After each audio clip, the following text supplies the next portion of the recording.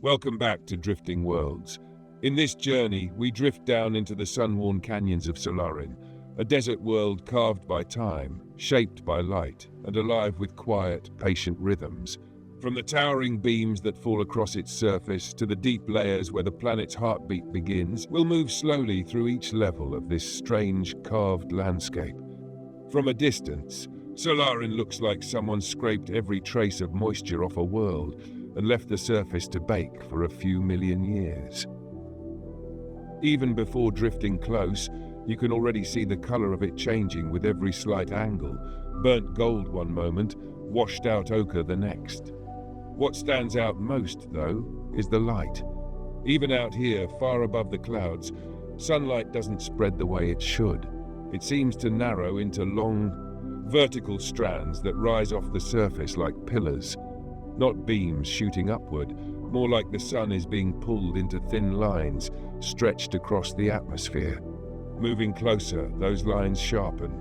They're everywhere, hundreds of them, standing perfectly still as though the world's air has decided it prefers order to chaos. And the strange thing is, it doesn't feel mystical or grand. It feels practical.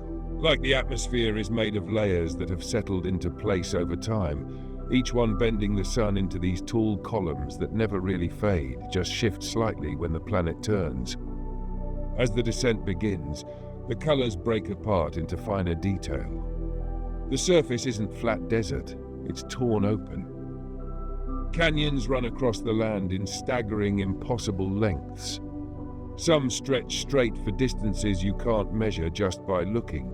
Others curve gently, as if the planet once tried to fold them shut, but gave up. They're cut so deep that the sunlight barely reaches the bottom, and even when it does so through those same vertical columns, making the canyon floors look like they're sliced into long strips of brightness and shadow. Dropping further into the upper atmosphere, there's a sudden shift in the air. At first it seems normal, thin, dry, predictable for a desert world. But then the pressure changes, and the light reacts at the same time. The beams tighten, becoming sharper, cleaner, almost like panes of glass being lowered slowly around you. The effect is quiet, strangely controlled, as if the entire atmosphere has been sanded smooth by ages of mineral winds. You finally get close enough to see what carved those endless canyons. The winds down here don't blow with force, they cut. Dust moves in fine, shimmering sheets, but the grains are so sharp they behave less like sand and more like tiny drifting blades. Over lifetimes, entire ridges have been sliced open. Some cliffs are smooth enough to reflect the light in long vertical streaks, matching the lines in the air above. The world doesn't feel hostile, just indifferent. Heat radiates in soft waves, and that floating dust makes the surroundings shimmer like you're looking through layers of warm glass. Once in a while, the beams of sunlight shift a few centimeters as Solarin turns, and that's when the canyon floors come alive. Shapes slip from shadow to shadow far below, nothing clearly visible, just brief hints that life exists here, hiding in the narrow bands of shade where the air stays cool enough to breathe. Closer still, the canyon walls reveal ledges and overhangs where darker mineral veins run through the rock. These veins absorb heat instead of reflecting it, so the life down there clings to them. It's the only place where something living might rest without being burned dry. The silence is thick, broken only by the faint hiss of dust sliding down cliff faces like slow-moving smoke. The light is strange this low. The beams no longer stretch up into the sky. Instead, they drop through the canyons like pillars lowered from above. They move almost imperceptibly, creeping across the terrain, and you get the sense that everything alive on this world has learned the exact timing of those movements. Step out too early, and the heat would be unbearable. Step out too late, and the shifting dust would carve at exposed skin. And as the view settles above one of the larger canyons, it becomes clear why so few creatures wander openly. The floor is patterned with lines the width of rivers, where the beams have burned straight paths into the ground. They look fresh, even though they must have formed centuries ago. The canyon is a giant sundial, but one that never stops changing shape. For now, the world offers nothing loud or dramatic, just stillness and light arranged in ways that shouldn't be possible. A surface torn open by slow, razor-thin winds, and the quiet awareness that Solarin isn't empty, it's just patient, and every living thing here has learned to wait with it. It doesn't take long to realize that the deeper you move into Solarin's atmosphere, the more controlled everything feels. Most worlds have some kind of mess to them: scattered clouds, shifting currents, the odd storm wandering around causing trouble. Solarin doesn't. The air moves in organized layers, stacked on top of each other like shelves. You can actually see the boundaries between them, faint distortions that run horizontally across the sky, undisturbed by anything except the slow rotation of the planet. Crossing one of these layers feels like stepping into a room with different lighting. The beams of sunlight thicken, becoming brighter, more defined. They don't flicker or break apart. They stay perfectly straight, even as the canyon walls rise higher on both sides. The way they pass through the atmosphere gives the sense that the entire sky is full of invisible lenses, each one bending the sun into patterns that never repeat quite the same way twice. Further down, the heat becomes steadier. Not hotter in a dramatic sense, just relentless, like a weight that sits on your shoulders rather than burning your skin. The ground below takes that heat and returns it in soft waves that ripple across the canyon floors. It's calm, but it carries a strange tension, as if the stone remembers every grain of dust that carved through it. From this height, the creatures moving in the shadows become a little clearer. They're not large. Most seem small enough to slip into cracks in the rock, shaped for hiding rather than running. Their bodies blend almost perfectly with the canyon floor.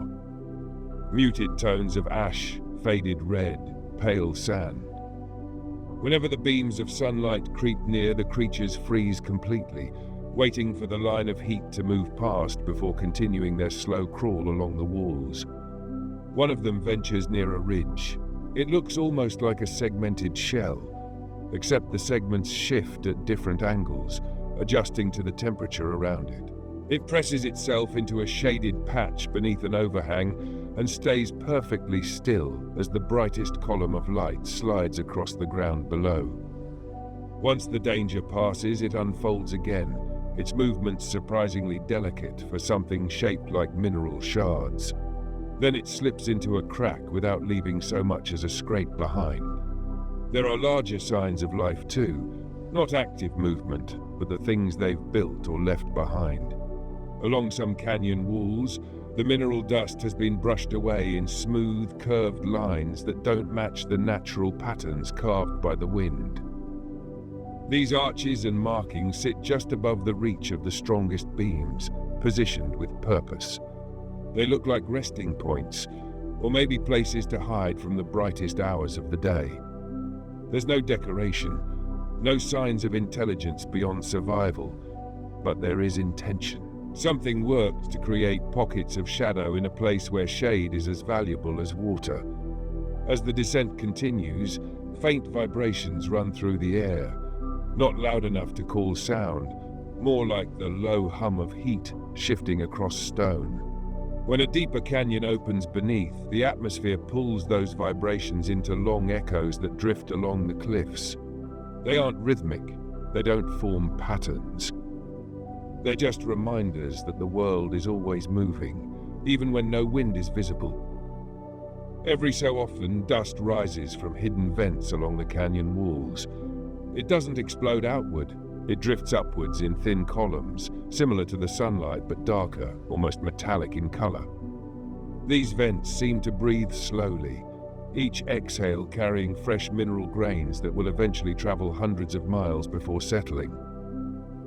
The dust isn't harmful at this distance, but it's easy to imagine how, over ages, it carved those impossible trenches across the planet. Below, the canyon floor splits into several branching paths. Some are wide, flattened by the constant sweep of beams. Others are narrow, winding into deeper levels where the light barely reaches. Even from up here, the temperature difference between the bright areas and the dark ones is massive. You can almost see the heat lifting in shimmering waves whenever a bright column passes over stone. For a moment, the light changes again. The sun hits the atmosphere from a slightly different angle, and the beams tilt. They don't fall over or break apart, they simply lean, like tall structures adjusting themselves by a few inches. In response, the creatures below vanish instantly into whatever cracks they can find. The world pauses. Even the rising dust hangs in place, suspended in layers of warm air. Only when the beams settle into their new positions does movement return. There's a clear sense that Solarin doesn't just have life. It has life that's adapted to a world with rules most planets don't follow. Everything waits. Everything moves only when the timing is perfect. And everything seems to know that the sun here is less a source of warmth and more a slow-moving boundary that decides where living things are allowed to exist. Down in the deeper canyons, where the beams can't reach at all, there are hints of even larger shapes. Nothing distinct, just suggestions in the darkness, like something resting there, riding out the day until the world cools again. Whether they're creatures, stone formations, or something between the two is impossible to tell from this height. But the way the shadows shift around them makes it clear that Solarin's lowest levels aren't empty. The descent continues, slow and steady, following the path of the canyon as it winds deeper into its own darkness, where the world keeps its secrets tucked beneath layers of light that never stop moving. The lower atmosphere settles into something heavier as you move toward the deeper reaches of the canyon systems, almost as if the air has picked up a new weight the higher layers didn't have. Not oppressive, just dense in a way that makes every movement feel slower, like the world below is trying to steady things before you continue any further. The layers above are still visible if you look back, broad, soft distortions stacked one after the other. But down here, the beams of light have narrowed into tight slivers that cut straight through the shadowed gorge without spilling into the darker areas. Those beams fall like measuring lines across the ground, and the stone responds to them. Whatever minerals make up Solarin's canyons have a habit of reacting to light over long spans of time. In places where the beams linger for most of the day, the ground has been bleached almost white. In the areas they never reach, the stone is darker, cooler, sometimes damp with slow-forming minerals that collect in tiny ridges.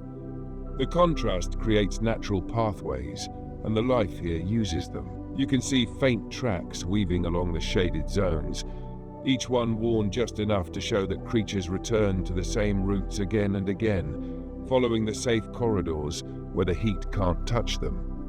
One path runs along the base of a wall so steep and smooth that the beam skims straight past it, without leaving even a single bright patch. It's a perfect shelter, the kind of place anything alive would cling to. And sure enough, there's movement along the edge of that deep shadow. Something long and low presses itself against the darker stone. It moves like a ripple, adjusting its shape to match the contours of the canyon floor. Not fast, not timid, just patiently traveling, always hugging the boundary between dark and bright. When the creature pauses, it reveals more of its body. Thin plates overlap across its back, each one flexible enough to bend slightly when it shifts direction. The plates catch glints of reflected light, but only faint ones. The creature seems to absorb most of the brightness rather than reflect it. When a sharper beam edges close, it stops entirely and waits. You can almost feel how practiced it is, like it's done this every day of its life since the moment it was born. Farther ahead, the canyon begins to widen. The floor drops away into a broad, sloping basin where several beams converge at once. They strike the ground in straight parallel lines, giving the area the look of a field divided into neat strips. The heat here is intense, concentrated into thin, bright lanes, and the creatures know better than to cross them. The darker lines between them are where life gathers, quiet pockets of safety, kept cool by the surrounding stone. At the far end of the basin, a rock formation rises that doesn't quite match the surrounding landscape. It arches upward, forming a natural bridge between two canyon walls. It looks carved, not by hands, but by the slow slicing of wind over millennia.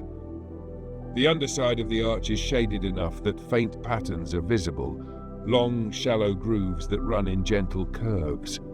These aren't natural wind-carved marks, they're too deliberate. They follow the shape of the stone in smooth, sweeping lines, as if the creatures here have spent generations tracing the same paths for reasons no one can guess. Maybe for rest, maybe for marking territory, maybe for nothing more than having a stable, cool place to move across in the brightest hours. Below the arch, the deeper shadows thicken into a kind of layered darkness that seems to hide openings in the rock. Some are small, just cracks where the tiniest things could squeeze through. Others look like full tunnels, wide enough to swallow larger shapes entirely. And in one of those tunnels, the faintest glow slips out. Not bright, not warm, just a soft mineral sheen, like phosphorescent dust clinging to the walls. It flickers whenever the heat above shifts, reacting to something deeper inside. The temperature changes again, not dramatically, just a subtle lowering that you can sense more than feel. The world is preparing for the part of its day where the beams shift the most. Solarin doesn't have sunsets in the usual sense. The atmosphere bends light so strangely that the planet never really darkens. Instead, the beams tilt. They sweep slowly across the canyons, moving from the eastern walls to the western ones with startling precision. And it's during that sweep that the creatures become busiest. You catch the shift beginning. A single beam trembles, its edges softening for a moment. Then it leans.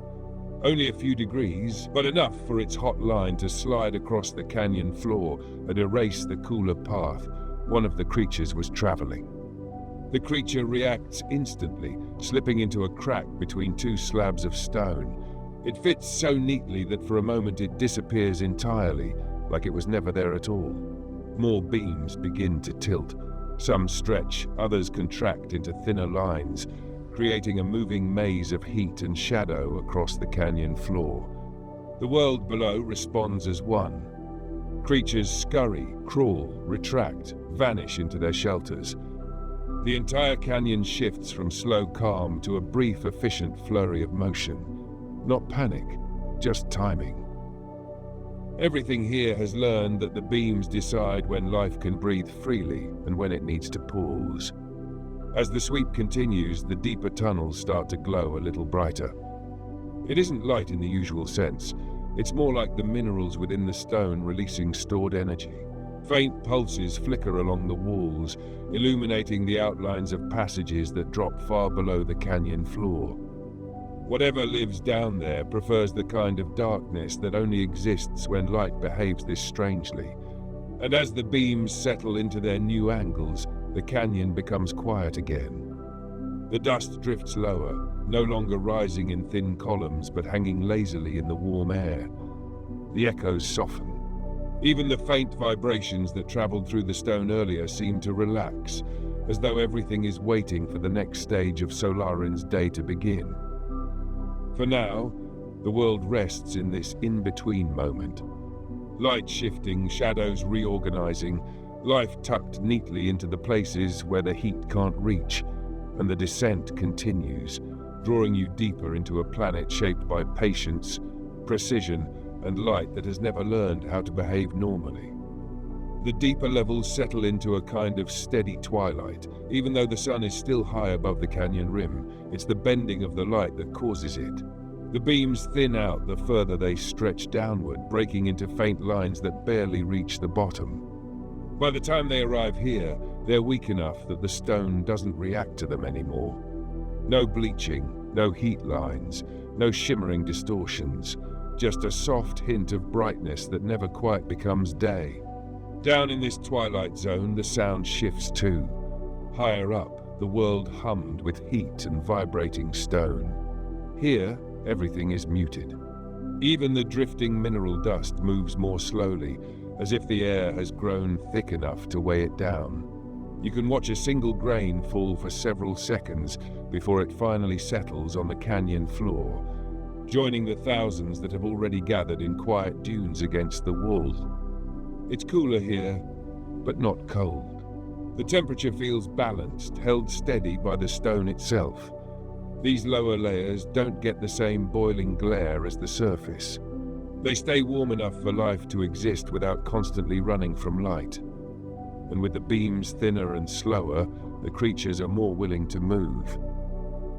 You can see them more clearly now. A cluster of small, multi-legged animals emerges from a narrow split in the rock. Their bodies are shaped like flattened cones, wide at the base and tapering to a point. Each one has a ring of tiny limbs along its edges, which carry it across the stone in a slow, gliding shuffle. They move in groups of 6 or 7, never straying far from one another. When one stops, the rest pause. When one shifts direction, the others follow without hesitation. They're not hunting or grazing, they're simply traveling along a designated route carved out by countless previous journeys. A little further along, signs of older movement become obvious. Long trails etched into the stone curve around the canyon floor, some deeper than others. The creatures here aren't just leaving marks, they're maintaining them. One of the gliding animals pauses at a shallow dip in the trail and begins tapping the stone with its pointed end. It does this rhythmically, almost mechanically, as if it's repairing the path for the next generation. When it's finished, it rejoins the group without a sound. Past these creatures, the canyon widens again, revealing one of the deeper basins. The floor dips sharply, forming a bowl-like structure edged by ridges of darker stone. This basin is strange, not empty, not fully occupied. It's dotted with low, mounded shapes that look like collapsed dunes until one of them shifts slightly. The movement is slow, subtle, almost accidental but unmistakable. One mound rises. Its surface breaks apart into dozens of tiny cracks, showing the rough skin of something waking up. The creature beneath pushes through the top layer, revealing a body shaped almost like a heavy, squared dome. Its movements are sluggish but steady. As soon as its upper surface catches the dim lines of light above, the cracks seal again, closing tight, as though protecting whatever is inside from even the faintest heat. Once its shell settles, the creature begins moving across the basin. Each step leaves a shallow print in the dust, but the prints don't stay long. The mineral sand rolls back into them with surprising speed, like the ground is trying to erase all signs of activity. These basin animals move with no rush at all, guided by some instinct that clearly relies on routine rather than vision. Their eyes, if they have them, aren't visible from here. Their direction sense must come from the shifting warmth in the air or tiny vibrations in the ground. This lower region feels older, almost untouched by the harsher upper layers. Not dead, far from it, but ancient in a way that doesn't rely on dramatic ruins or forgotten technology. Just a world that's been shaped by the same rules for so long that everything living here has grown perfectly in tune with them. On the west side of the basin, a cliff rises high enough to block nearly all incoming light. A dark opening breaks through its surface, a tunnel wide enough for the domed creatures to enter without scraping their shells. The inside of the tunnel glows faintly with the same mineral sheen seen earlier, flickering in slow pulses along the walls. Deeper inside, something responds to those pulses, a ripple of movement, a shift in weight. Nothing aggressive, just deliberate. Whatever lives in these deeper tunnels seems to move with confidence, as though it's more comfortable in the dark than anywhere touched by the sun. You can't see the full shape, only the outline as it passes behind the glowing ridges, broad, low to the ground, and strong enough to displace dust without rushing. It pauses, waits for the pulses along the tunnel walls to shift, then moves again. Some kind of communication between creature and environment, subtle but unmistakable. Above, the beams tilt again, not violently, just enough for a faint line of brighter light to slide a few meters across the canyon. Even down here, the world reacts. The smaller gliding creatures pause instantly. The domed ones turn their shells toward the darkest edges of the basin. The tunnel dweller stops moving entirely, as though the slightest adjustment in brightness carries meaning even this far beneath the surface. Nothing panics. Nothing flees. Everything simply adjusts. Perfectly timed. Clearly practiced. Solarin isn't chaotic at any level. It's a world built on predictable shifts, and every living thing knows those shifts as naturally as breathing. When the beams settle, life resumes with the same quiet patience as before. And deeper still, below the reach of even these thin lines of light, the true heart of Solarin's canyons waits. Older, darker, and untouched by anything except creatures that thrive where sunlight only barely exists. The deeper canyon layers settle into a kind of narrow world within a world, where the ceilings of stone feel close even though they're towering hundreds of meters overhead. The beams that once carved the surface have thinned to little more than pale threads. They drift downward in slow, quiet shifts, barely noticeable unless you watch one spot long enough to see its glow sliding across the wall. Down here, those slivers of light are more like reminders of the harsher world above, rather than anything useful or threatening. The floor becomes smoother the further in you go. It's not polished, just worn down from generations of creatures moving along the exact same paths. Some of the lines on the ground stretch so far into the distance that they disappear behind folds of stone. Others break off into narrow side routes that dip into softer shadows. Every track seems deliberate, each one following a pattern of temperature and safety that life has memorized long before anything watching from above could understand it. A faint rustle breaks the calm, something small shaking loose grains of mineral dust. It takes a moment to spot the cause. A creature clinging to the underside of a low overhang. It's no larger than a hand, shaped almost like a flattened disc with thin tendrils hanging from its edges. Those tendrils move so precisely that they seem to feel the air before touching anything physical. The creature adjusts its position, latching onto a slightly cooler patch on the stone, its body flattening even further to match the surface texture. It's hiding from something instinctively, though nothing dangerous moves nearby. That's just how things behave here. Every motion is cautious, every decision shaped by patterns older than memory.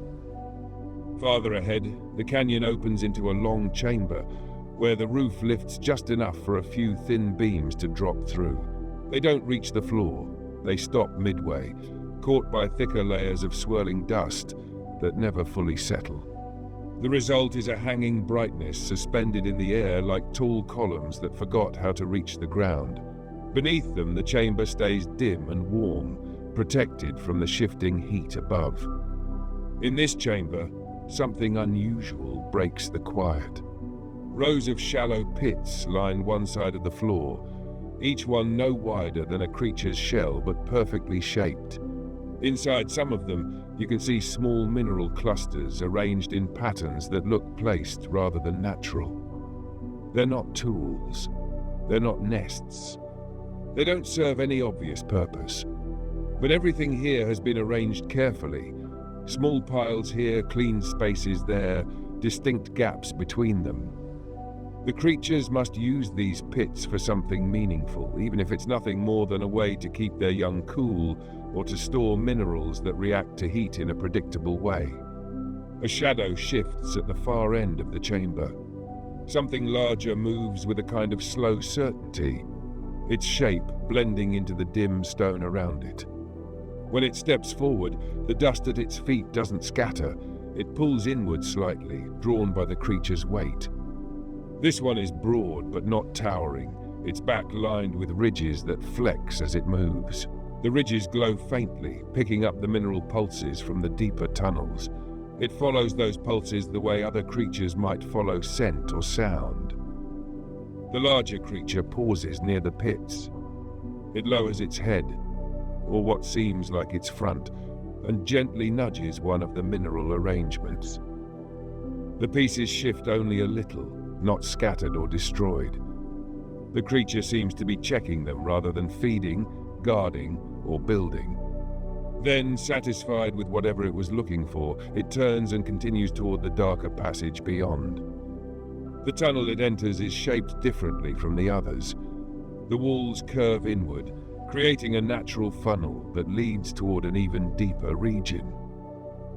The faint pulses running along the walls are more frequent here, guiding whatever lies below with a clarity that suggests the patterns aren't random.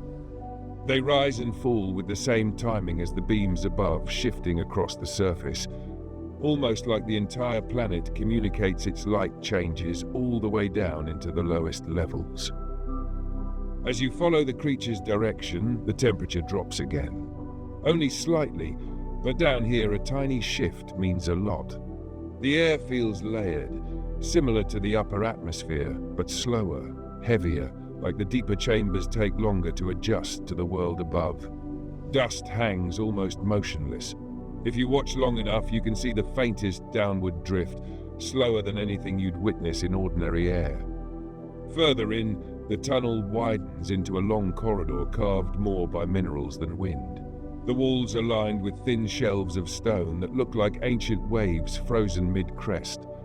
Some of these shelves hold clusters of dust, shaped into small mounds, not living things, but signs that creatures have brushed or collected the mineral grains here intentionally. Patterns appear again, faint arcs and sweeping lines. None of them are intricate. None of them resemble writing or symbols. They're practical arrangements, made to regulate warmth, trap moisture, or signal something only native creatures understand. A faint vibration passes through the stone. It's different from the earlier ones, deeper, slower, almost thoughtful in the way it spreads through the ground. It doesn't carry danger. It simply announces that something is shifting in the world above. The deeper creatures react instantly. Even the ones hiding high on the walls or buried in cracks go still, waiting until the vibration fades to nothing. Then the corridor continues its quiet rhythms. Tiny creatures move across the shelves, collecting dust with their tendrils. The larger shapes continue into darker spaces further down. The pulses along the walls glow faintly again, guiding the way forward. Down here, the light from the sun feels like an afterthought, something distant, filtered, softened by layers of stone and atmosphere. But the world still responds to it, even at this depth. Every creature senses the shifts. Every tunnel carries the faint echoes of movement above. Solarin isn't divided into separate ecosystems. It's one long system, from the blistering surface to the darkest trenches, all connected by a planet that has learned to use light in a way no other world does. And deeper still, the canyon's heart stretches down into places where even the pulses grow dim, where older structures, older life, and older silence wait for anything brave enough to continue. The corridor continues downward in a slow curve, taking its time as it leads deeper into the canyon's lower layers. The air changes again, but this time it's not the heat or the weight, it's the texture. There's a faint grit suspended in it, much finer than the mineral dust drifting near the surface. This dust moves almost like smoke, but without urgency. Every particle drifts with a calm that suggests there hasn't been a strong air current here for hundreds of years. The walls grow darker the further you go. Not because of lack of light, there's still a gentle glow from the mineral pulses, but because the stone here is different. It's richer, more compact, as though this part of Solarin has compressed itself under its own weight. Lines of deep red and violet minerals streak through the rock, catching the faint pulses in their surfaces and sending tiny glimmers across the corridor. The effect isn't decorative. It's more like the stone is quietly logging every vibration, storing heat and pressure patterns the way other worlds store fossils. The corridor eventually opens into a wide chamber. The ceiling rises sharply, forming a vaulted space filled with hanging stone structures shaped by slow mineral drifts. Some look like half-formed pillars reaching down but never touching the ground. Others form loops or spirals, all created by the razor-thin dust currents that carve Solarin's entire crust. The whole chamber feels old, not in a ruined or abandoned way, but in the sense that it hasn't needed to change for ages. There are creatures here too, but different from the ones above. These move with a slow confidence, shaped for life in deeper, steadier darkness. One of them crawls across a stone ledge, its body long and low like a stretched-out oval. Its skin is patterned in muted stripes, likely to help it blend against the layered stone. It moves by pressing small pads along its underside into the ground, gripping tiny mineral ridges that aren't visible from a distance. Every few minutes it pauses, as though listening to the faint pulses running along the walls. Another creature rests near the center of the chamber. This one is larger, not towering, just bulkier, shaped like a smooth boulder with 4 sturdy legs tucked beneath its weight. Its shell has deep grooves carved across it, matching the mineral lines nearby. When a pulse shifts, the grooves catch the glow for a moment, lighting up the creature's outline. It doesn't react with alarm. It simply adjusts its posture slightly and settles again. The center of the chamber holds something else entirely, a depression in the ground filled with a fine powder that doesn't behave like the rest of Solarin's dust. This powder looks softer, almost silky, drifting in slow currents even without any wind. It glows faintly with a bluish tint, as if it reacts to the deeper minerals rather than sunlight. Every so often, a creature approaches the edge, dips one limb into the powder, and pulls it out, coated with a thin film of the glowing dust. They use it to mark the edges of paths or to brush over the grooves in their shells. The powder seems to regulate temperature and protect against the brief, sharp pulses that sometimes travel upward from even deeper chambers. The pulse patterns shift again, longer now, with more space between each rhythm. The deeper tunnels respond immediately. Even the air seems to quiet itself, as though waiting for something approaching from below. The chamber isn't fearful, it's just attentive. A faint rumble rises from the lower depths. Not a dangerous one, more like the movement of a large creature brushing past stone. The vibrations spread through the ground in wide, slow waves that ripple across the chamber floor. When they reach the pools of glowing powder, the surface trembles in delicate patterns, responding like calm water touched by a distant wind. Then, something steps into view at the far end of the chamber. Not all at once, just part of it. A shape emerges from the tunnel mouth, broad and low like the larger creatures already here, but significantly bigger. Its shell isn't smooth like theirs, it's layered, with ridges that overlap like old canyon walls. The ridges pulse softly with the glow of the tunnel minerals. It moves slowly, but not hesitantly, more like it's been following these tunnels for centuries. One of the smaller creatures approaches it. It touches the larger creature's shell with its tendrils, leaving thin streaks of the glowing powder behind. The larger one pauses for a moment as the powder settles into the grooves, then continues its slow walk across the chamber. This isn't dominance or fear, it's routine, a normal interaction that's happened every day for generations. The deeper creature heads toward another tunnel at the opposite side of the chamber, leaving a faint trail of disturbed dust behind. As it disappears, the chamber returns to its usual calm. The pulse patterns settle again, falling back into their steady rhythm. The smaller creatures continue their work around the glowing powder. The air drifts in slow, lazy motions. Everything feels balanced, like the chamber itself is breathing in time with the deeper world. Far beneath this point, the canyon system doesn't end. It just becomes something older, quieter, and shaped by rules even more precise than the light above. This layer is the last place where faint beams can occasionally reach, and soon even those will fade entirely, giving way to levels that almost never see sunlight at all. Past the wide chamber, the tunnels narrow again, folding into themselves like the canyon is slowly tightening the deeper it goes. The ceiling lowers, the walls come closer, and the glow from the mineral pulses softens into muted bands sliding along the stone. The air feels heavier here, not from heat, but from the sheer stillness of it. Everything moves slower. Even sound seems to travel with more effort, as if the deeper layers of Solarin prefer a quieter world. The tunnel floor shifts from smooth stone to a more uneven surface. Long ridges rise in parallel lines, shaped by ancient currents of mineral dust that carved through here long before the upper canyons widened. These ridges are weathered now, worn down by countless years of slow movement. They create natural steps, each only a few inches tall, but arranged in a way that suggests something living has adapted to them perfectly. In the dim light, small shapes ripple across the ridges.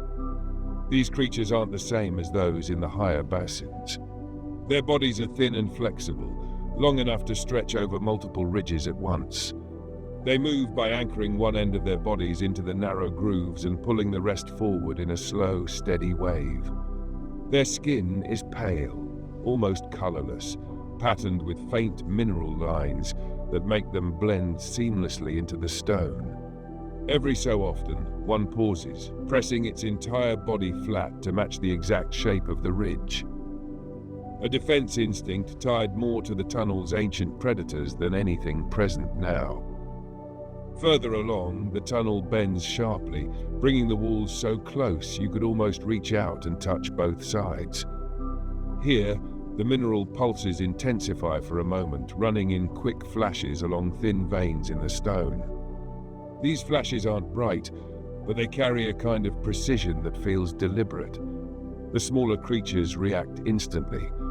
They tuck themselves into the grooves, freeze, and wait for the flashes to pass. When the pulses settle back into their usual slow rhythm, they resume their crawl without hesitation. Moving deeper, the walls begin to widen again, revealing another chamber. Not as tall as the last one, but longer, stretching into a low cavern that seems to run parallel to one of the deeper canyon floors. The mineral glow is stronger here too, concentrated in clusters along the walls. These clusters pulse in waves, one after another, like a chain reaction spreading across the chamber. Something responds to those pulses from the far end. A faint scraping sound emerges, not loud, not threatening, just steady. A creature comes into view, shaped in a way that fits this deeper world perfectly. It's tall compared to the others, though still small by surface standards, walking on limbs that look more like curved supports than legs. Its body is segmented in narrow rings, each ring able to twist slightly as it moves. When one of the mineral clusters pulses, the creature pauses and aligns its rings with the pattern, as if absorbing information directly through the stone. It's a creature built for stability, for long-term navigation, for knowing every shift in the deeper tunnels long before they reach the surface. As it moves toward the center of the chamber, it stops at a small raised platform, a natural one, formed from layers of stone stacked over time. The creature extends its front limbs and begins brushing dust into neat, organized piles. The dust isn't the glowing powder from above. It's darker, heavier, shaped by pressure rather than heat. The creature arranges it with precision, small mounds along the platform's edge, each spaced evenly apart. There's no sign of ritual or decoration. It's too practical for that. This is maintenance, something done regularly, something necessary for the tunnel's balance. When the creature finishes, it folds itself low and slips back into the deeper passage. Past this chamber, the tunnel slopes downward again, taking on a cooler temperature. The air here carries almost no dust, just a faint mineral scent that grows stronger with each meter. The walls become smoother, and the pulses shift to longer intervals, spaced out by minutes instead of seconds. Each pulse is deeper than before, traveling through the stone with a weight that suggests this is close to the oldest part of the canyon system. A sound rises from below, a low, drawn-out vibration that feels less like movement and more like the canyon's core adjusting itself. The creatures nearby respond instantly. Even the smallest ones flatten themselves against the stone, waiting for the vibration to pass. The tunnel doesn't shake, it simply resonates for a moment before settling again. As the descent continues, the tunnel opens into the most unusual chamber yet. The ceiling drops so low it almost touches the stone formations rising from the floor, leaving narrow pathways between them. The formations aren't pillars, they're layered stacks of mineral sheets, each one thin enough to split with a whisper, but held together by pressure alone. These sheets catch the glow from the walls in soft reflections, turning the room into a quiet space filled with shifting color. Creatures move here too, but they're quieter, slower, and more deliberate than any seen before. They navigate the mineral stacks with a kind of natural precision, stepping only on the thickest layers, avoiding the thin, fragile ones without hesitation. These creatures seem older, as if their lineage has lived in this part of Solarin long before the surface ever formed its sun-worn canyons. Some of them carry shards of mineral dust in their legs or shells, transporting them deeper into the tunnel system. Others rest in pockets between the stacks, absorbing warmth from the faint pulses that travel up through the stone. The deeper you go, the clearer it becomes that Solarin's canyon system isn't a simple downward path. It's layered intentionally by nature, each level built for different life, each shaped by centuries of drifting mineral winds and steady light shifts. And now, the tunnel ahead narrows once more, leading down toward a part of Solarin where light almost never enters, where only the pulses and vibrations guide life. A place older, quieter, and deeper than anything seen so far. The narrowing passage tightens until it seems impossible for any larger creature to move through, but Solarin's deeper life has shaped itself around these restrictions. The walls contract into a winding slot barely wider than a person's shoulders, yet the stone shows smooth, polished sections where generations of creatures have passed without complaint. Nothing brushes against the walls forcefully. Every living thing here moves with precision, as if the canyon itself taught them the habit long before instinct ever existed. The air cools again, only slightly, but enough to make every movement slower and quieter. Down here, heat is scarce. Most of it comes from the faint mineral pulses that travel up from the lowest layers. These pulses run through the stone in long, slow waves, glowing just enough to outline the narrow passage. Each pulse travels deeper than the ones above, carrying some kind of layered information through the rock. As the passage bends sharply to the left, a new sound appears. A light tapping, rhythmic and spaced perfectly apart. It's not mechanical, it's alive. Something ahead is shaping the stone one tiny strike at a time. The tapping stops the moment the pulse shifts. A creature emerges from the turn in the tunnel. At first, its shape is difficult to understand because its body blends flawlessly with the mineral layers around it. But as it moves, faint textures separate it from the wall. Narrow limbs, flexible joints, a torso made up entirely of segmented bands that can rotate independently. It isn't large, but its design is perfect for the slot-like tunnel. Each segment adjusts as it moves, brushing away loose grains until the surface is clean again. In one limb, it carries a tiny collection of mineral shards.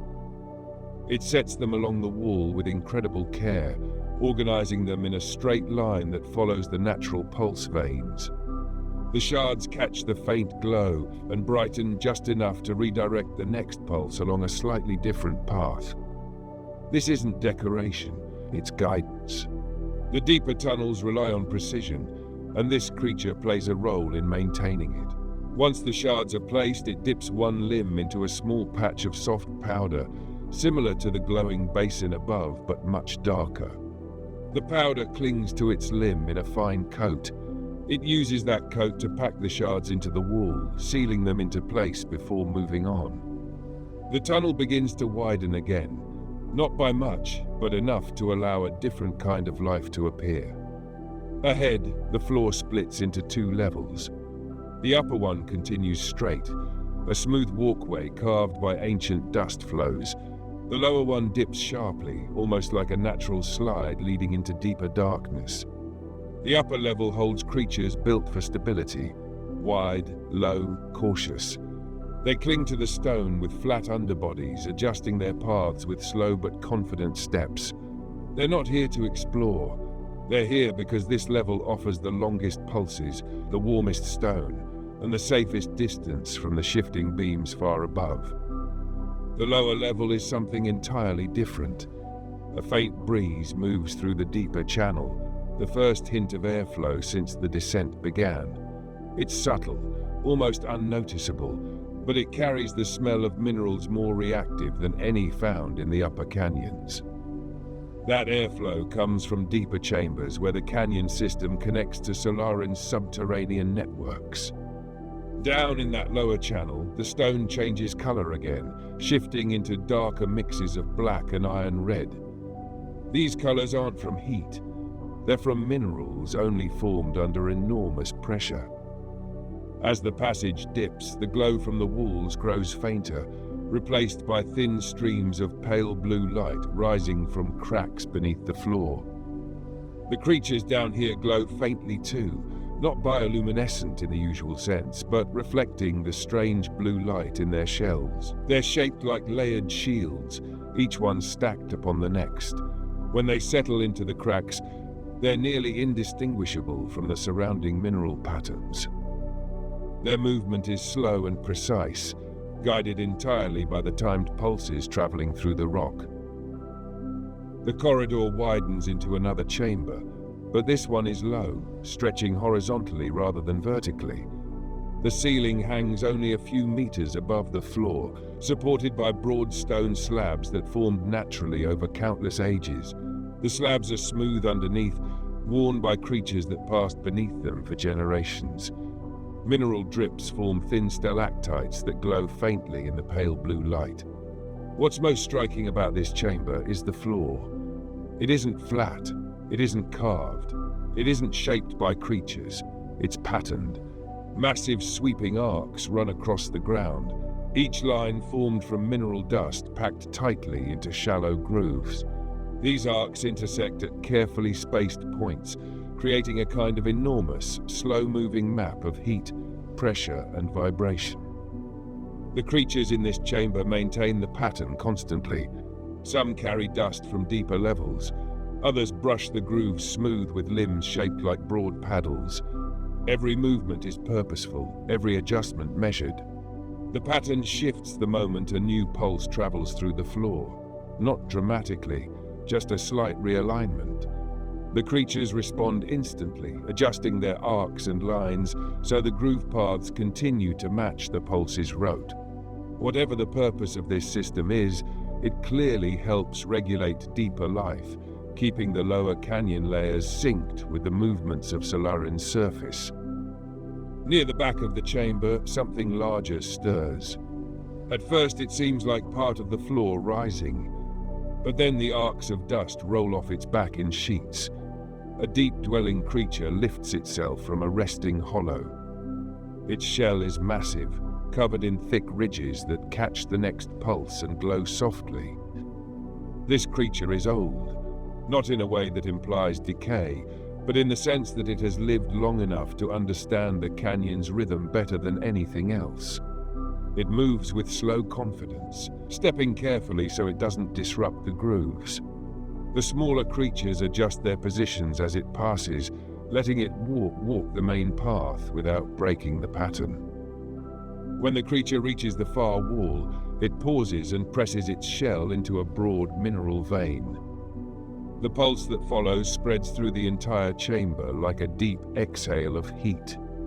The arcs in the floor shift again, aligning with new lines. The smaller creatures rush quietly to adjust their work with practiced ease.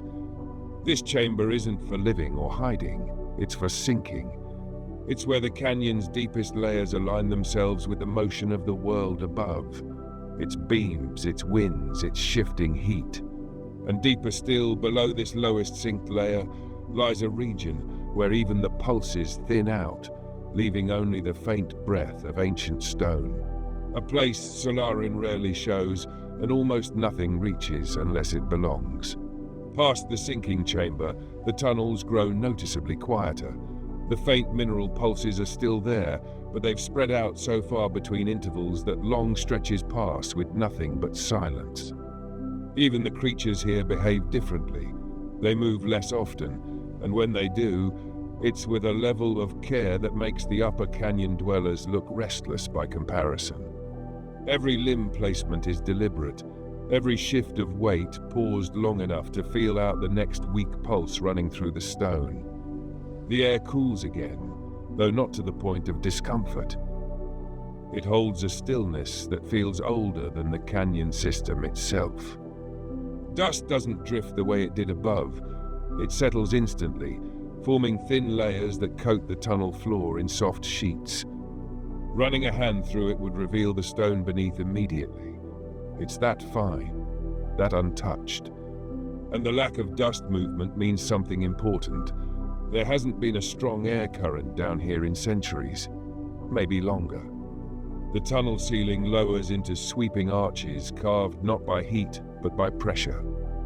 The stone curves inward with the weight of the world above, forming tight pockets where the walls pinch slightly before opening again.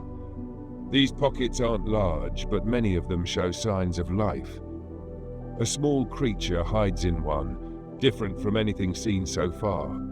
It has a narrow body with two flattened ridges running along its back, each ridge shimmering faintly with the blue glow radiating from the deeper cracks. It doesn't move when you pass, relying entirely on its ability to blend into the stone. Only the faint twitch of its ridges shows that it's breathing. Farther down, the tunnel begins to slope sharply. The stone turns darker still, losing the red and gold tones from above and settling into deep black streaked with metallic grays. These minerals reflect almost none of the glow from the pulses. They absorb it instead, storing warmth that creatures rely on when pulses become infrequent. The walls feel warmer than the air, and some of the smaller life forms press themselves into these warmer patches, letting the stone regulate their body temperature. Eventually, the slope levels out into a long, wide passage where the ceiling hangs low enough to force all larger life into a crawl. The floor here is remarkably smooth, shaped by something other than dust or wind. Whatever carved it worked slowly, patiently, cutting through the stone in perfectly straight lines that run for dozens of meters. These aren't natural fractures, they're too precise. But they're not marks of intelligence either.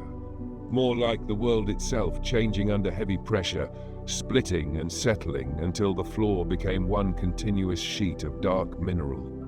At the far end of this passage, something new appears, the first hint of the canyon's deepest influence. A faint vibration moves through the floor. Not the steady pulses from above, but something lower, broader, like the slow shifting of a massive structure far beneath the current depth. The vibration comes in intervals, spaced minutes apart, and each one causes the dust on the floor to twitch in tiny ripples. Every creature responds immediately. The small ridge-backed ones flatten against the stone. Others retreat into cracks or hollows, waiting with the kind of calm fear that speaks to survival, not panic. The canyon's deepest layers aren't dangerous in an active sense, but they're powerful. Anything living down here has learned to listen before it moves. When the vibration fades, everything resumes its patient pace. The passage then opens into another chamber, the deepest yet, though not the largest. The ceiling here is low and wide, held up by thick stone supports formed naturally through centuries of mineral buildup.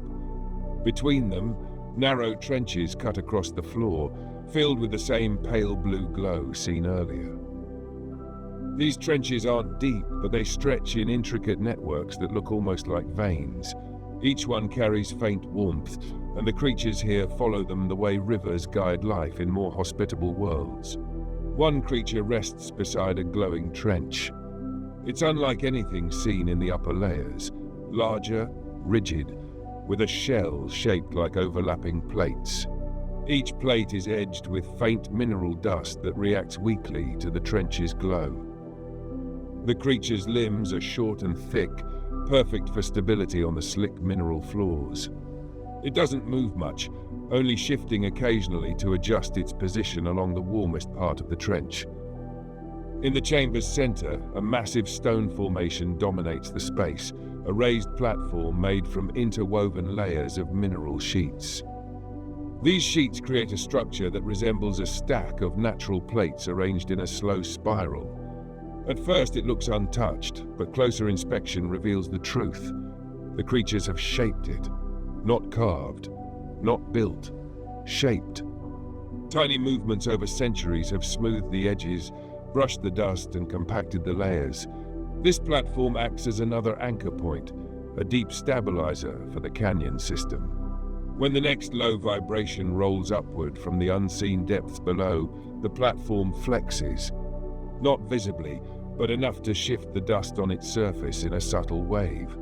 Everything responds to that wave. The ridge-backed creatures retreat. The larger plate-shelled one raises itself and turns its body toward the direction of the vibration, holding completely still. The trench glow intensifies slightly, reacting to the shifting pressure. Then the chamber settles again. Quiet, steady, balanced. As the pulse fades, the platform dust resettles and the deeper life resumes its routine. Nothing seems alarmed. This is just how Solarin breathes in its deepest layers. Slow cycles of pressure rising and falling, shaping the stone and guiding life without ever revealing the full source. Beyond the platform, the tunnel continues downward once more. This time it's narrower but carries a steady stream of warm air. The first true current felt since the upper canyons. It isn't strong, but it's purposeful. It's coming from something deeper, something older, something that shapes every pulse felt from the surface to this point. This tunnel leads to the innermost region Solarin keeps hidden beneath its sun-worn canyons, a place where almost no light reaches, where the heat comes from the planet itself, and where only the most specialized creatures can survive. Everything above has been a descent. What lies below is the planet's foundation.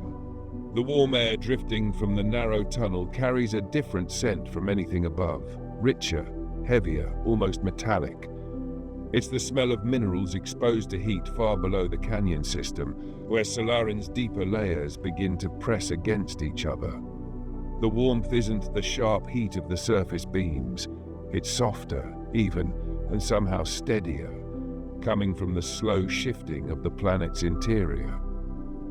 The tunnel slopes gently at first, easy enough that even the broader creatures from the sinking chamber could follow it if they ever needed to.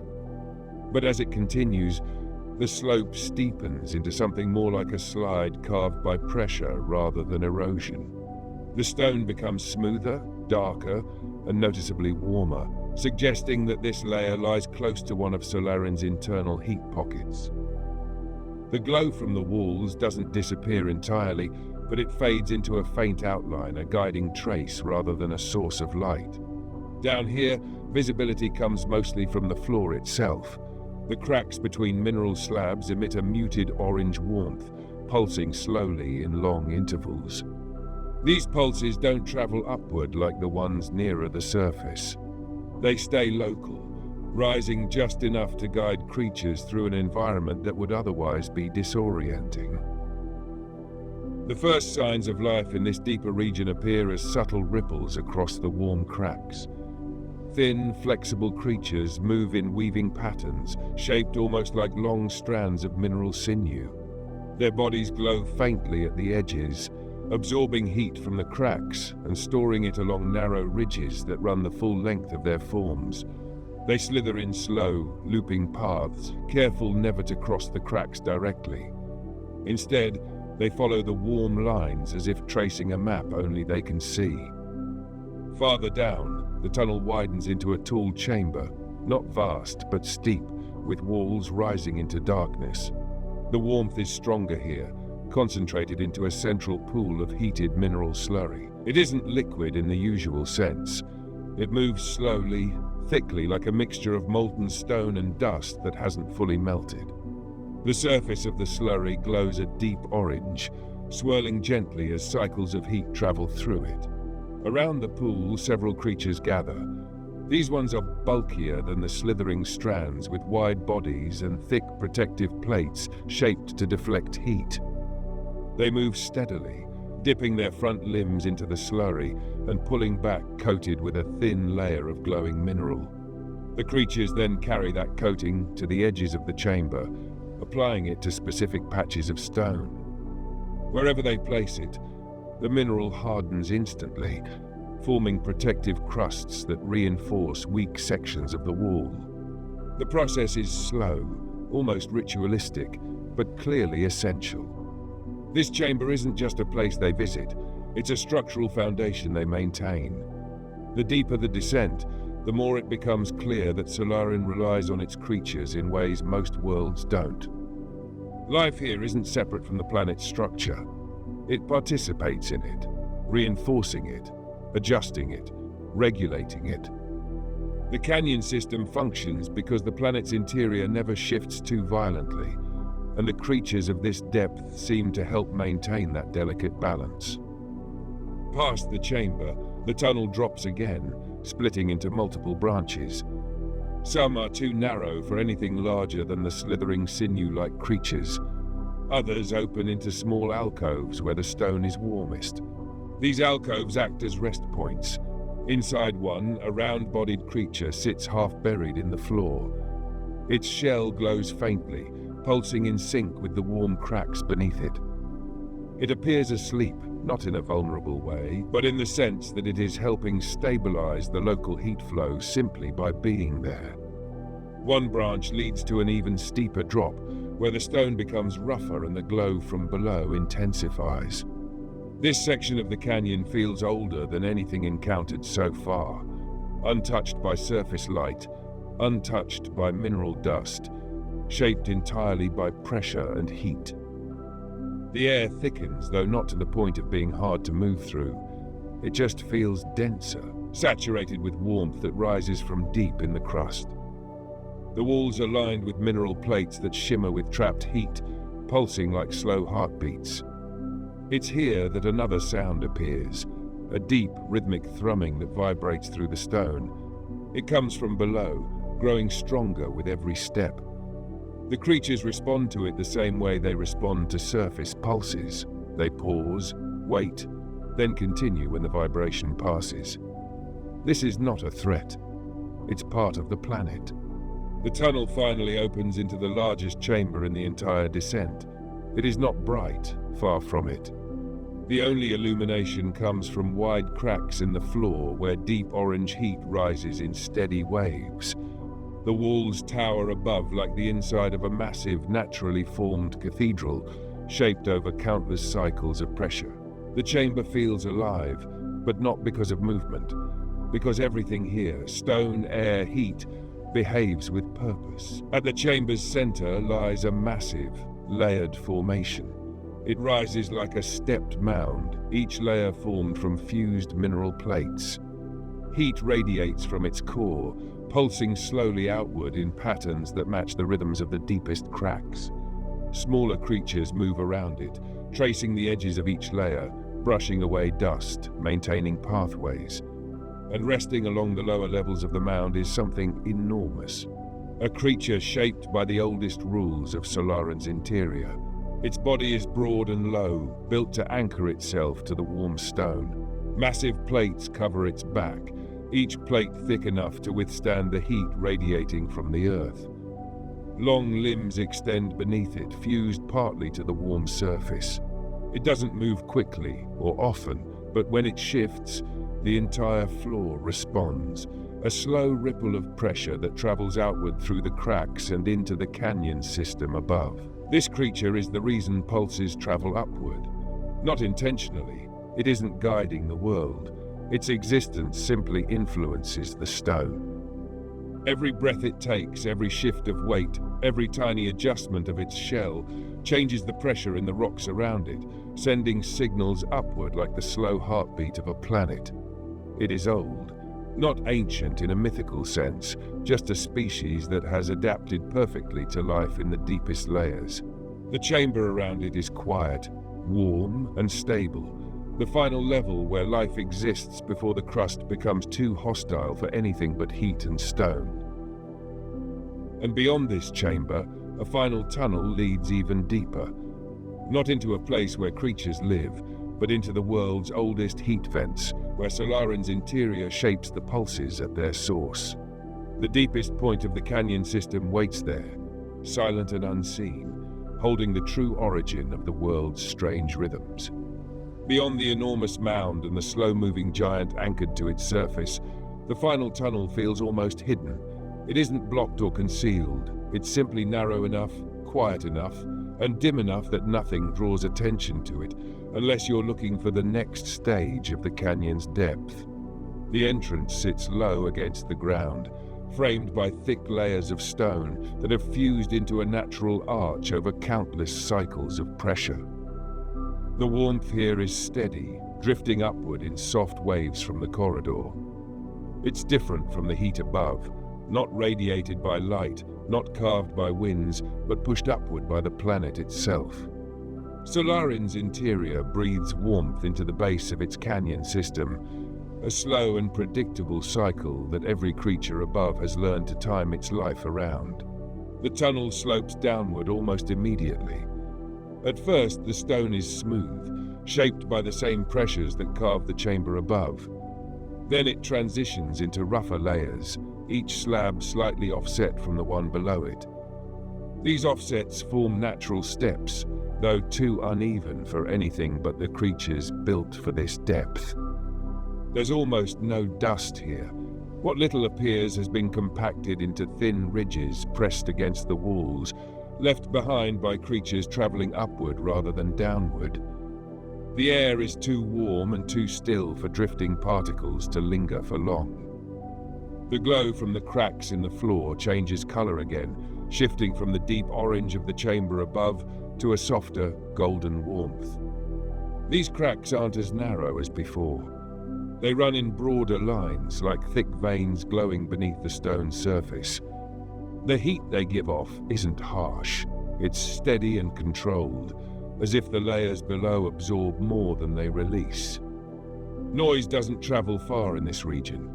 Even faint shifts in the stone feel muffled, like the canyon walls are protecting what lies ahead from unnecessary sound. The silence is complete enough that the smallest movement becomes noticeable. A scattering of tiny creatures tucked in crevices, adjusting their positions by barely a millimeter to avoid the warming pulses that pass through the rock. These creatures don't move with the same urgency as the ones above. Their bodies are compact, built with soft ridges that expand and contract very slowly. They're not hiding from light or predators. They're avoiding the slight fluctuations in heat, choosing positions where the warmth is most stable. Their behavior suggests they've lived at this depth for generations without ever traveling upward. Their instincts belong entirely to the deep. The tunnel's slope becomes steeper, eventually straightening into a long downward passage where the stone floor narrows into a single path. On one side, the wall rises in a rough curve. On the other, a deep crack opens into a glowing fissure filled with shimmering mineral slurry. It bubbles slowly, small, thick rises appearing and falling without sound. The glow is brighter here, lighting the path in a steady amber cast. The creatures of this depth use the fissure as a boundary. They stay clear of its edge, hugging the opposite wall and moving with careful precision. Not because the fissure poses a sudden threat, its heat moves too slowly for that, but because temperature control is everything down here. One careless step near the fissure's hottest point would exhaust them. A low vibration travels upward from somewhere beneath the fissure. This one isn't the slow, broad pulse from the giant creature above. It's sharper, more focused, almost like a beacon. The vibration moves through the tunnel in a single defined wave, and the heat from the fissure responds. The glow brightens, then settles. The creatures freeze until the echo fades. When it does, they continue as if nothing happened. The tunnel levels out once more, though the heat continues to rise. The stone here has a faint sheen, almost reflective, but not from moisture. It's from heat polishing the mineral layers over uncountable cycles. Every few steps, the stone reveals faint cracks where the glow from below slips through, casting thin golden lines across the floor. Eventually, the tunnel opens into a new chamber, smaller than the previous ones, but more intense in temperature. The air here feels layered, as if thin sheets of warmth drift above each other. The chamber is low and wide, dominated by a massive fissure splitting the floor. This fissure doesn't glow orange or gold, it emits a deep, steady red, the color of minerals heated from far deeper than anything encountered so far. The fissure isn't violent. It doesn't spit or surge. Its heat rises in slow spirals, shaped by the narrow opening. In these spirals, faint metallic flecks swirl upward, catching the red light and reflecting it in tiny glimmers. They drift through the chamber like sparks that never quite ignite. A single creature lives close to this fissure. It isn't large compared to the giant above, but it feels older in the way it moves. Its shell is made of thick mineral plates fused into smooth arcs. These plates reflect the red glow in subtle pulses, mirroring the heat cycles coming from below. The creature doesn't walk along the edges like the smaller ones. It stays rooted in a shallow hollow carved into the stone, its limbs fused partly into the ground for stability. This creature doesn't maintain the chamber. It listens to it. When the deep vibration appears again, the sharp one heard earlier, the creature's plates shift slightly, adjusting to the heat pattern. The red fissure responds as well, glowing a fraction brighter before fading again. It's a moment of alignment, a transfer of information or pressure between the deep crust and the canyon system above. The creature shifts once more, and the vibrations quiet. This chamber marks the threshold between the inhabited depths and the true core pathways of Solarin, a final place where life can exist before the heat becomes too intense for even the most adapted creatures. Past the fissure, another tunnel opens, wider than expected, but filled with red glow so strong the air distorts slightly. This is the last accessible path, leading toward the source of every pulse, heat shift, and vibration that echoes through the canyon world. Few creatures travel farther than this point, even fewer return. But the tunnel ahead leads straight into the oldest forces shaping Solarin's heartbeat, a place where the world's structure is still forming, layer by layer, pressure by pressure. And that is where the descent continues next. Past the red-lit chamber, the final tunnel begins in a way that feels almost deliberate, not shaped by hands or tools, but by pressure working in the same direction for so long that the stone eventually agreed with it. The walls lean inward slightly, funneling heat upward through the narrow space. The glow from the fissure behind you still catches the back of the tunnel, but it fades quickly as you move deeper, swallowed by the stronger heat ahead. This tunnel is wider than the last few levels, but the air feels much denser. Every breath feels layered, almost structured, as if the heat itself is arranged into thin currents that drift past each other without mixing. These currents create subtle boundaries that the creatures down here navigate with careful precision.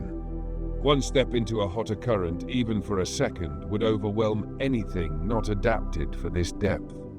The floor is smoother than expected, not polished, but worn down over ages by the shifting stone itself. The heat from below pushes against the underside of the crust, keeping the rock here warm enough to flex in incredibly slow cycles. You can see the signs of it in faint undulations along the path, like frozen waves shaped over a lifetime. Small creatures appear again along the walls, though not as many as at higher levels. These ones are shaped like narrow cylinders with soft, pale shells. Their bodies are segmented, but those segments expand and contract in a slow rhythm that mirrors the gentle waves of heat rising through the stone. They cling to the walls with thin hooks that anchor them to cooler pockets where the temperature doesn't fluctuate too dramatically. Every minute or two, a deep, distant vibration moves through the tunnel. It's not loud, it's more like a pressure shift traveling through the floor and walls. The creatures sense it instantly, curling their bodies into tight spirals until the vibration passes. When it does, they resume their slow feeding, scraping microscopic nutrients from the thin mineral sheen lining the walls. The slope continues downward in a long arc, gradually growing steeper. Heat increases with every meter, but not dangerously, not yet. It's a controlled warmth, the kind a planet gives off from its deepest, slowest movements. The glow ahead grows brighter, though never enough to overwhelm the eyes. It pulses gently, giving the tunnel a rhythm that feels ancient and steady. Eventually, the tunnel opens into a new chamber, wider than the previous one, but not as tall. The ceiling sits low, thick and heavy above the glowing ground. The floor is made of dense, black stone, broken by thick fissures that stretch across it like a network of glowing arteries. The heat rising from these fissures is stronger but strangely stable. It doesn't flare or surge. It rolls upward in broad, predictable cycles. This chamber feels like the planet's inner threshold. Not the core itself, but the place where its deepest energy meets the bottom of the canyon system. Several creatures live here, but they're unlike anything encountered on the ascent or descent.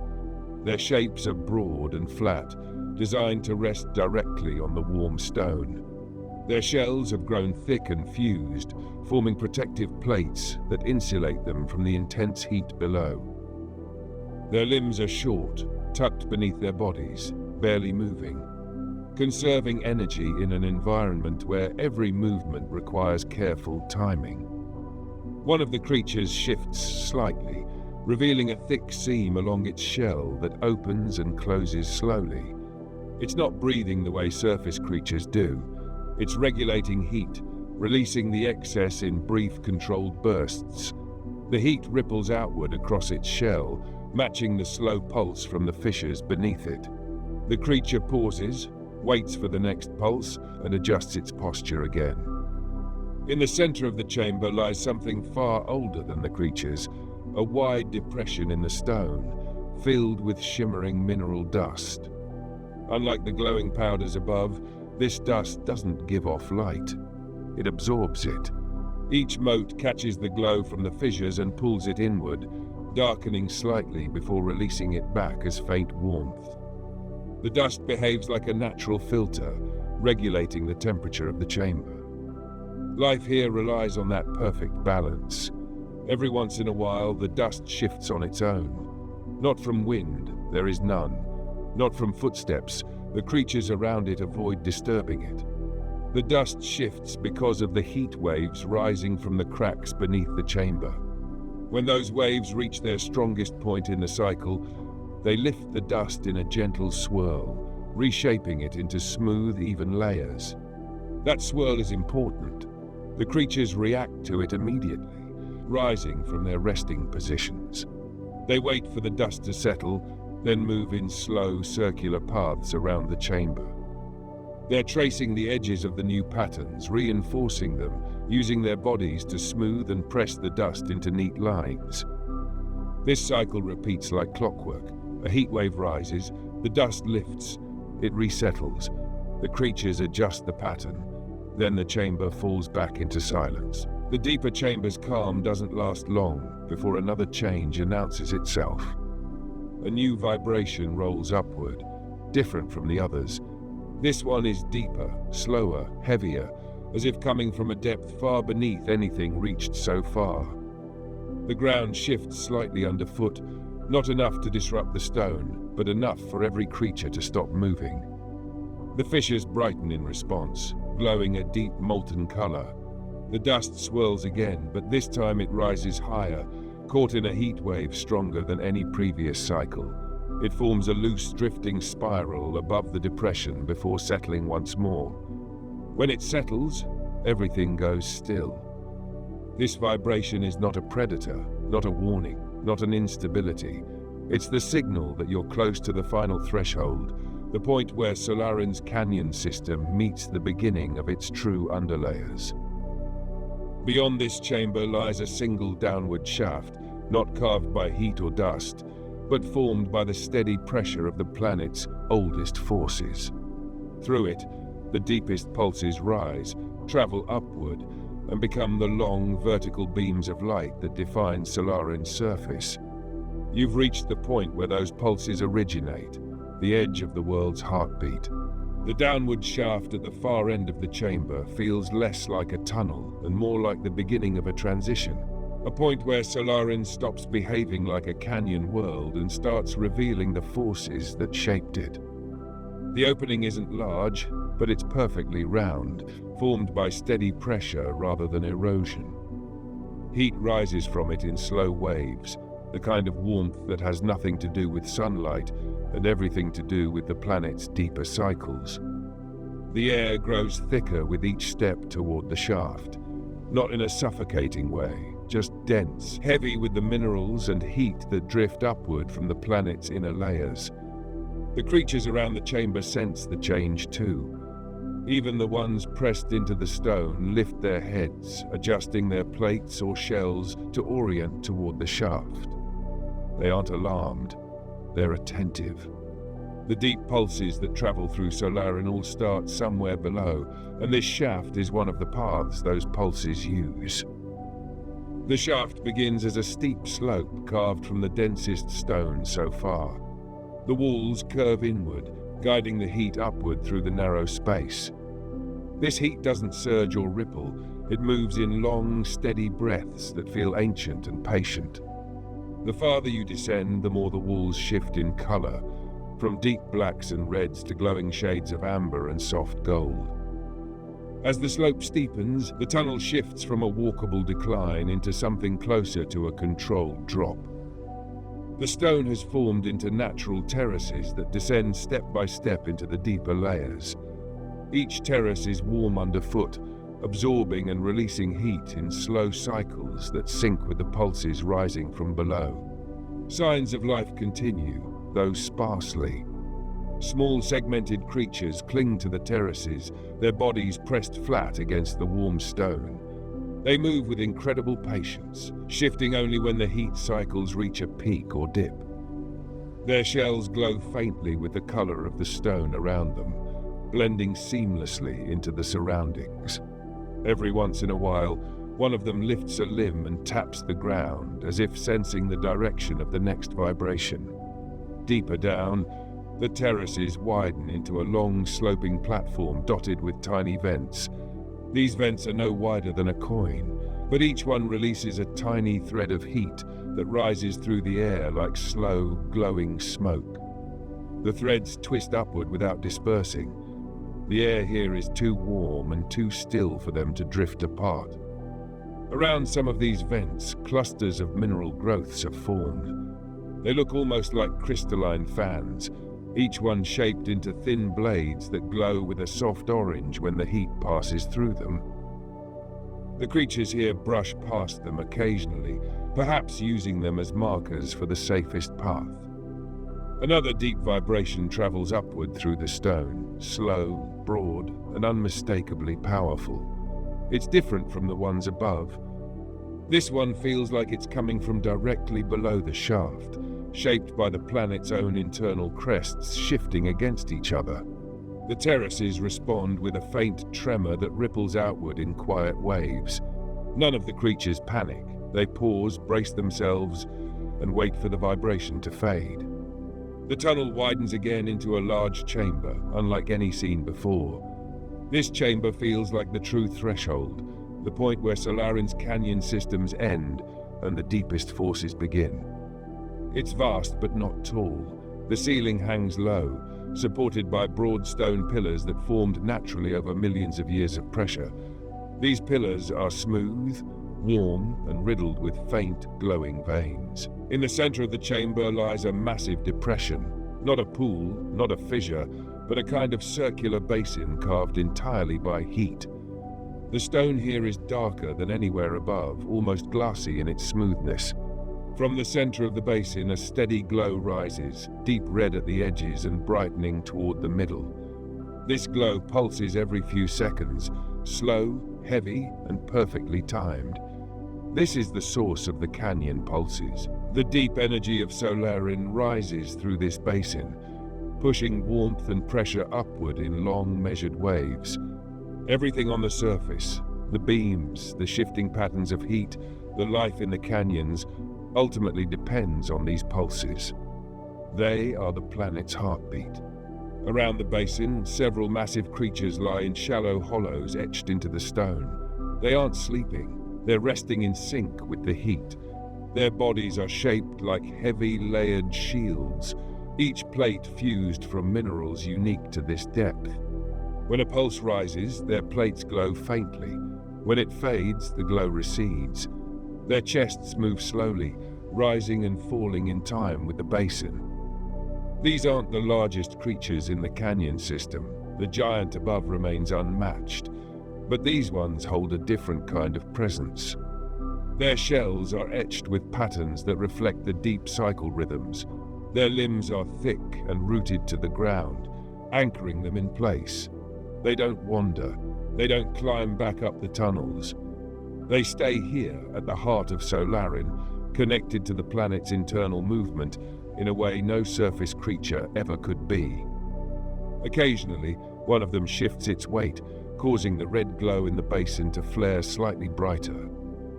The stone around the basin responds with a subtle groan, as though acknowledging the change.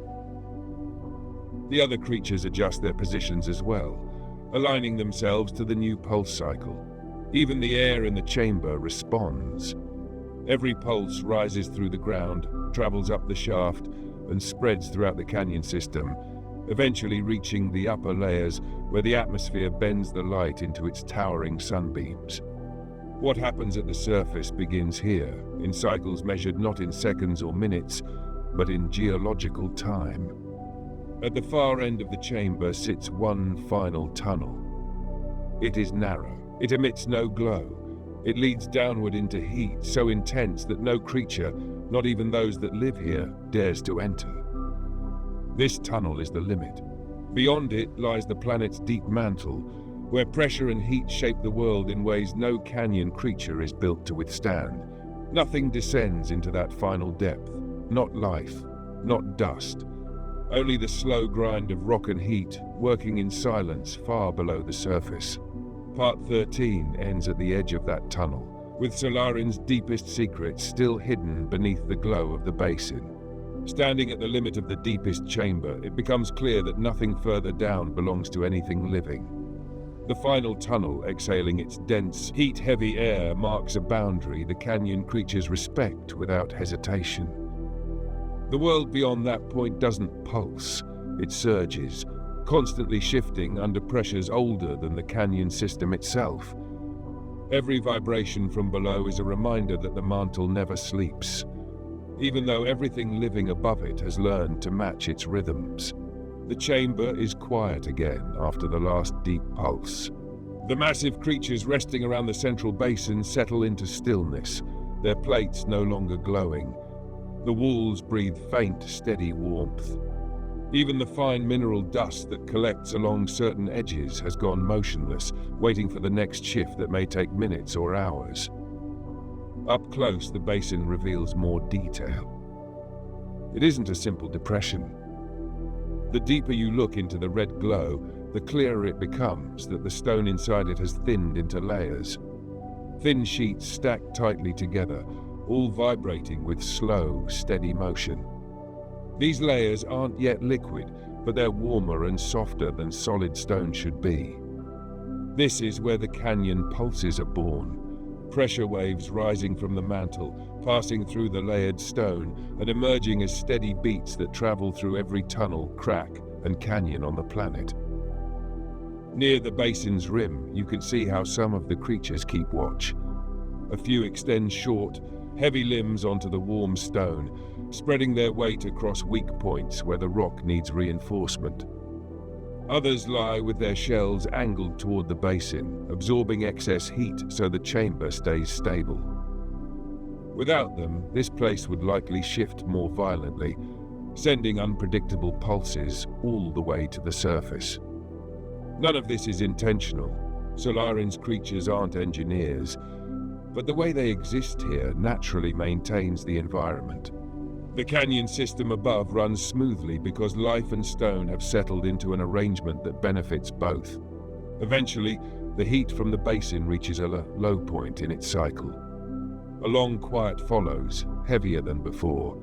The creatures respond by relaxing their limbs, settling into their hollows and lowering their plates until only faint glows remain.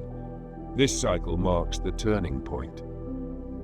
All the pulses that will travel upward for the next phase of Solarin's day have begun shifting toward the surface.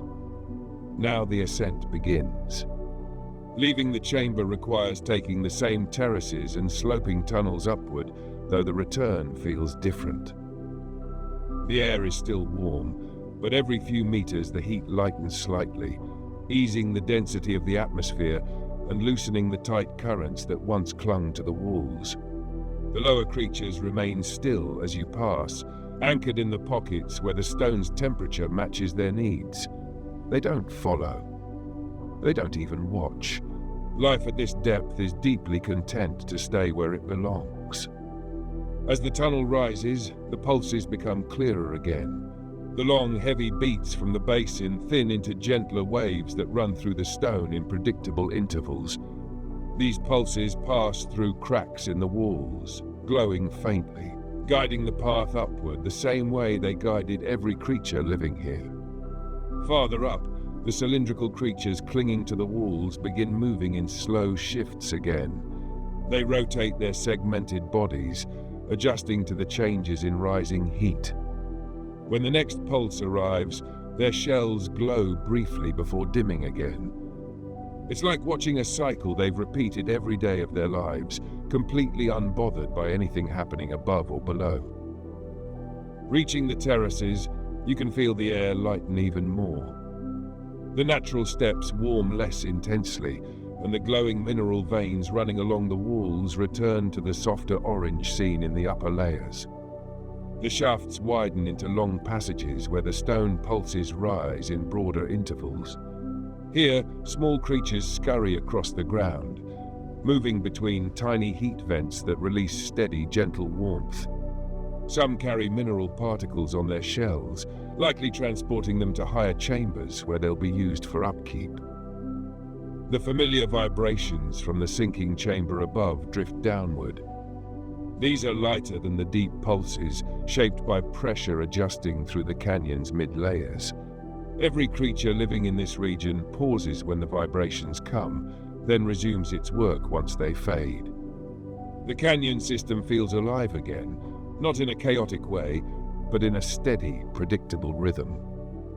When the passage finally opens back into the chamber of swirling blue mineral dust, the difference is immediate. The temperature is cooler, the air less dense, and the glow is a pale contrast to the deep reds below. The dust stirs gently, reshaping itself into smooth patterns as a recent pulse travels through the floor. The massive creatures lying in the hollows here respond by shifting slightly, reinforcing the dust lines, pressing them into new arcs that match the current cycle. Then the ascent continues up narrow slots carved by time, through chambers filled with hanging mineral sheets, along corridors lined with creatures tapping the stone with measured precision. The deeper pulses fade behind you, replaced by the mid-level hum of the canyon's stabilizing layers. Eventually, the world narrows again, returning to the long corridor lined with glowing trenches. The faint blue light pulls upward like a quiet guide. The temperature cools further as you climb, and the higher creatures appear. The ridge-backed ones emerging from cracks, brushing against mineral veins, running their bodies along familiar pathways. When the light from above strengthens just enough, the canyon's lowest shadows begin to thin. The first hints of horizontal glow from the upper beams slip into view, flickering gently against the stone. The deeper world falls behind, its heat easing with each meter until the air becomes something familiar again. Warm, but shaped by light rather than the planet's core. And ahead lies the broader canyon system. The vast carved trenches, the shifting beams, and the endless patterns that life on Solarin has learned to navigate with perfect timing. Part 14 ends as the ascent reaches the threshold back into the world, where light returns in long, bending columns. The upper layers welcome you back in a way that feels strangely gentle compared to the deep, heat-driven tunnels far below. The air remains warm, but the warmth is lighter, carried more by reflected sunlight and the planet's slow rotation than by the pressure of ancient stone. The faint vibrations from the deep world soften into something familiar, the kind of quiet pulses that rise through the canyon floors every day without anyone noticing them, unless they listen closely. The walls widen as the path climbs. The tight slots shaped by mineral pressure give way to sloped corridors where light begins to creep in at thin angles. Not the strong beams from above, not yet, just thin ribbons that slip through cracks in the canyon roof, like early signals that the world is about to open up again. The creatures here recognize the change immediately. Those resting in shallow shelters pull themselves deeper into the walls, adjusting their bodies to prepare for the shift in brightness.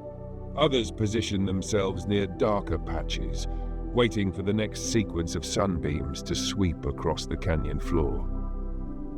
Their movements are predictable, not rehearsed, just ingrained. They know exactly how long they have before the day cycle pushes the light into new lines. A faint breeze returns as well. It's subtle, barely strong enough to move dust across the ground, but after the stillness of the deep layers, it feels almost lively. That breeze carries the desert scent of the upper canyons, dry minerals, warm stone, and the fine cutting dust that shapes the entire world one grain at a time. As you reach the wider mid-levels, the canyon begins to stretch again into long, open basins. The floor here is patterned with the same alternating stripes of brightness and shadow you first saw high above. Only now, after everything below, those patterns look different. They're not random. They're not chaotic. Each stripe aligns perfectly with the deep pulses that rise through the ground, the long beams that fall through the bending atmosphere, and the paths life has carved over centuries. Creature trails snake along the shaded borders with absolute precision.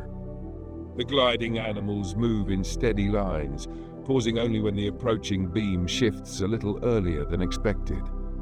Higher up, the broad-shelled creatures settle into their grooves, angling their bodies to absorb the exact amount of heat they need. The canyon walls tower around you again, tall enough to hide the sky. But now that you've seen what lies beneath them, their size feels different. They're not barriers. They're the outer shell of a world whose deepest layers are always working quietly below. As you continue upward, the next set of beams sweep across the canyon. These ones arrive from the western edge, tilted at a gentle angle that narrows and sharpens as they fall. The light doesn't flicker.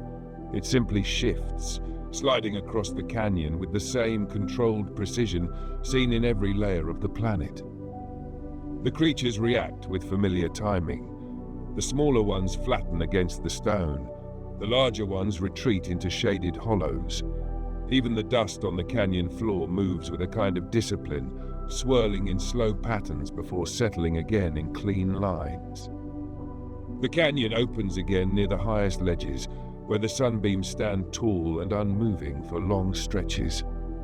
From this vantage, you can see how the beams stack across the world, like a system of pillars holding up the sky. They aren't random columns of light.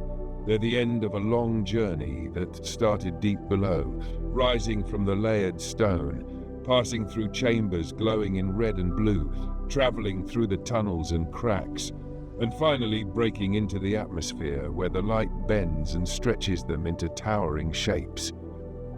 The wind picks up just slightly, carrying with it the faint hiss of mineral dust sweeping across the cliffs. It's the same dust that carved the surface canyons into their impossible lengths. It moves like a slow blade, slicing and shaping in increments too small to notice unless you stand here long enough to watch the changes over days, months, years. From this height, the entire canyon system spreads out like a map of lines carved not by chance, but by the deep heart of the world itself.